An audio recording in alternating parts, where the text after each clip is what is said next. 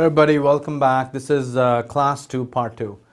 This is the types of penetration testing and its strategy class. So in part 2, I will go over application security assessment, type of application security assessments to start with. Then you'll also go over network security and wireless access assessment. I'll also talk about telephony security assessment, social engineering, and all of that. And we will also discuss penetration testing. What does it mean? How does penetration consultants, what do they need in terms of their skill sets? And also we'll go a little bit into detail what you need to have as a penetration tester on your resume. All right. Okay, so let's begin. Let me first explain to you how application security assessment and what it is and why is it vital for an organization.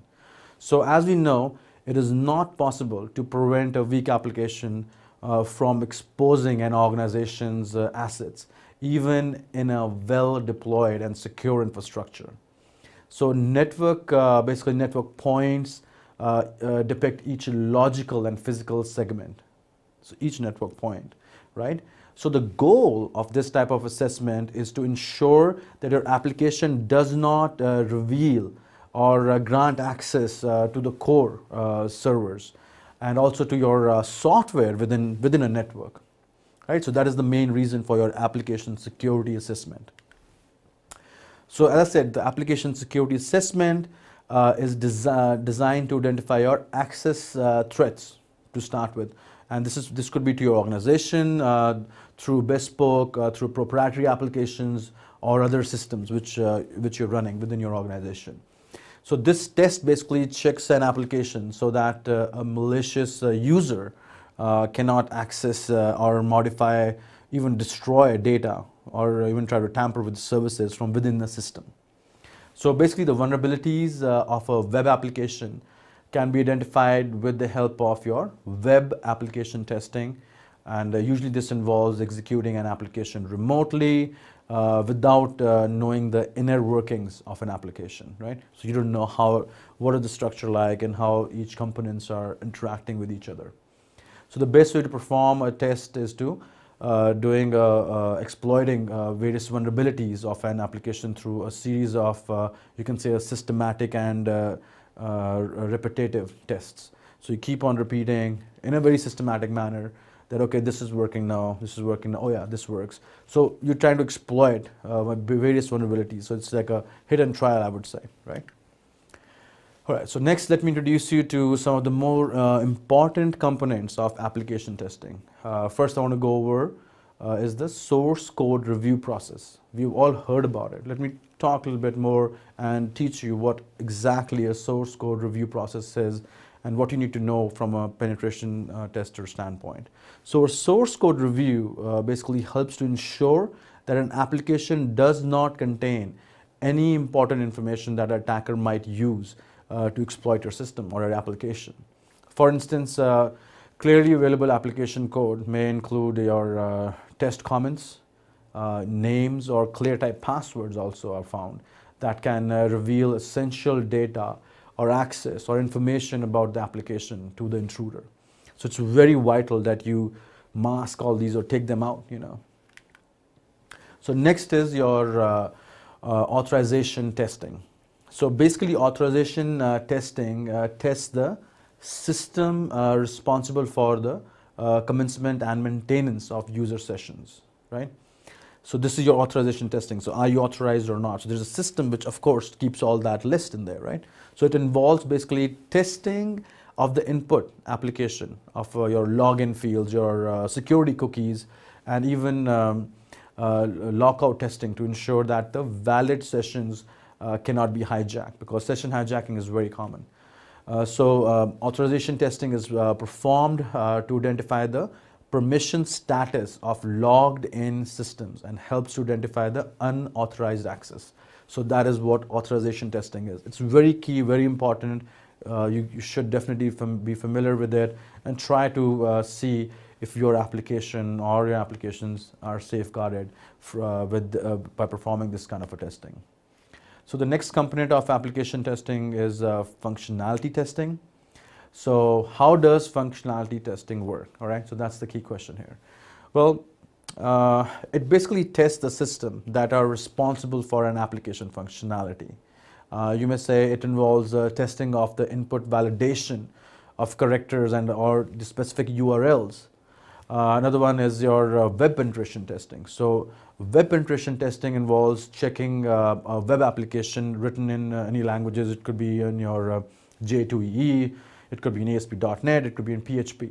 So in this testing, the team is given a set of accounts on an application and with different privileges or different access, you may say. And so that each team can find the type of vulnerabilities which you are having. So web penetration testing helps identify web application vulnerabilities such as SQL injection problems, your cross-site scripting, also referred to as XSS, cross-site scripting problems, and also your XSRF and weak authentication, and also it could be your source code exposure. So all these are part of your web penetration testing. Very key, very important for web applications. So as we know that network penetration testing is critical to an organization or to a computer network, right?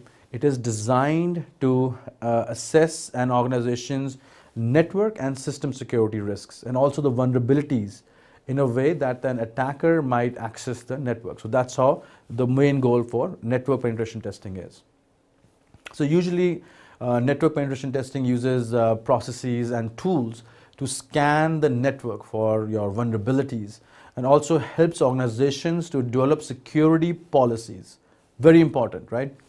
So this network penetration testing, you should know that the key goal is, as a penetration tester for you, is that you, first of all, are using proper tools, and tools keep on changing. So I would go you to, whenever you're using a tool, do some research online, get the latest and the greatest version or the new product. Usually there are some tools are written like, you know, they're written for a specific need. So with what kind of organization you're penetration testing with, what is your role down there, make sure your tools kind of fit that model, right? And in the end, once you have listed out these vulnerabilities, your main goal is to help the organization for whom you're conducting this penetration test or penetration testing for. So with that, you can work closely with your organization and develop their security policies or improve on their security policies, right? So basically this test, you know, the network penetration testing, attempts to compromise systems from the network in the same way that an attacker would do. And then basically it prepares a detailed report of the findings. Usually it uncovers network security faults and flaws that can lead to data or equipment being manipulated or destroyed. It could be either by your Trojan virus or Trojan attack, or it could be by using DOS, brute force DOS attacks and other intrusions, you know, which may compromise your information. All right. So basically, the testers involved in network penetration testing are experienced in network programming and security. That is one key thing, right? Because you should know your network, you should know programming network components, and also security aspect of a network. And thus, you need to have a deep understanding of vulnerabilities, the way to exploit those vulnerabilities and the way to fix those vulnerabilities. So that is how deep knowledge you should have about your network systems and network programming. So this test ensures that the security implementation actually provides, if you are doing a security implementation, it provides, I would say, a protection that the enterprise requires when an attack takes place. So when an attack takes place on a network, you need to have that security implementation and protection in place. So generally, this is done by exploiting a system vulnerability, as I said, in an organization. That's how the attack kind of takes place. So wireless and or you can say remote access assessment. What is that? So it's used for accessing the security levels of an organization that use mobile workforce. These days, actually, a lot of organizations, most of the organizations, I would say, they have a very big chunk is mobile workforce. People are working remotely, they're using some kind of access points to get into your system. So to ensure effective management of the associated risks, it is essential to secure the architecture, design, development of a solution. So let me dive a little bit into this different wireless, I will say, like, specifications which are out there for the current, that is 802.11, right? So basically the IEEE, so I'll call it IEEE, it stands for the Institute of Electrical and Electronics Engineers. So IEEE is the governing body, so it expands the original 802.11 standards to form a 802.11b specification with the bandwidth of up to 11 megabytes per second. So as a penetration tester, you should be aware. Why am I getting you familiar with this is this will give you a good understanding how your wireless access points work. What is the capabilities of each wireless access point? What is the limitations of each wireless access point? All right. So let me talk a little bit more about some features of these wireless access points. So basically, it uses a frequency of 2.4 gigahertz. The 802.11a, so that was 802.11b, uses 2.4 gigahertz. The 802.11a has a bandwidth of about 54 megabytes per second and a frequency of 5 gigahertz. So see the improvement from 802.11b to 802.11a. So the speed is from 11 megabytes per second, now it's 54 megabytes per second. The frequency 2.4 gigahertz, now it's 5 gigahertz. So this is least commonly used due to its cost, the 802.11a. It's getting more common now with businesses, but usually it's part of high business networks or larger businesses or organizations. Another one is the 802.11g specification, which supports the best features of both. I would say it has got the best of both worlds. So it's got the features of 802.11a and 802.11b. So it has a bandwidth of 54 megabytes per second, but on a frequency of 2.4 gigahertz. So most of your 802.11g access points are compatible with 802.11b, which is pretty cool. So I think that's a natural choice these days, because the Wi-Fi is always a bottleneck. So choosing the right Wi-Fi is important. So next, let me get you familiar with your Bluetooth technology. So Bluetooth supports your wireless networking and compatibility with basically a wide range of operating systems and devices. We all know that. So various devices which you can put on your Bluetooth or your smartphone devices, your PDAs, your laptops, your smartphones, cell phones, printers, and so on. So all of them which have enablement of Bluetooth can you put on your Bluetooth network, right? So Bluetooth is a simple and easy way to communicate among various computer devices. We know that.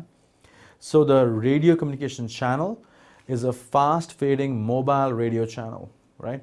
So other common uses are the gigahertz signals, the wireless radio transmissions, and the radio communication channels.